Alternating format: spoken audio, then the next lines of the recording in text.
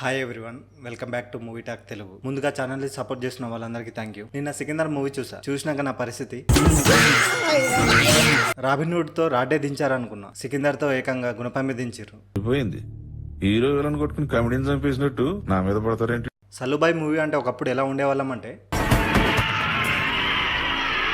ఇప్పుడు రొటీన్ రొట్ట కొట్టుడు. స్టోరీని రాసుకొని సల్లుబాయిని సెలెక్ట్ చేస్తారా, లేకపోతే సల్లుబాయ్ కోసం స్టోరీని రాస్తారా? రొటీన్గా హీరో ఎంట్రీ తర్వాత ఫైట్ తర్వాత సాంగ్. ఏంది ఇది? మాకేంది రే? ఏంటిది మాకేంటిది అంటున్నాను. మూవీ చూస్తుంటే నెక్స్ట్ ఏం జరిగిపోతుందో కూడా తెలిసిపోతుంది. ఎక్కడ కూడా ఇంటెన్స్ ఉండదు, ట్విస్ట్లు ఎక్స్పెక్ట్ చేయొద్దు. మూవీ నుంచి బయటకు వచ్చినాక నా ఫ్రెండ్ ఫీలింగ్, మీకు అసలు ఏం రైట్స్ ఉన్నాయండి మమ్మల్ని ఇంటికి తీసుకొచ్చి చంపడానికి? మూవీకి నేను ఇచ్చే రేటింగ్ 2/5. మీరు మూవీ చూస్తుంటే ఎలా ఉందో కమెంట్ చేయండి. ఇలాంటి వీడియోస్ కోసం లైక్ చేయండి. వీడియోస్ మిస్ అవ్వద్దు అనుకుంటే సబ్స్క్రైబ్ చేసుకోండి. Thank you.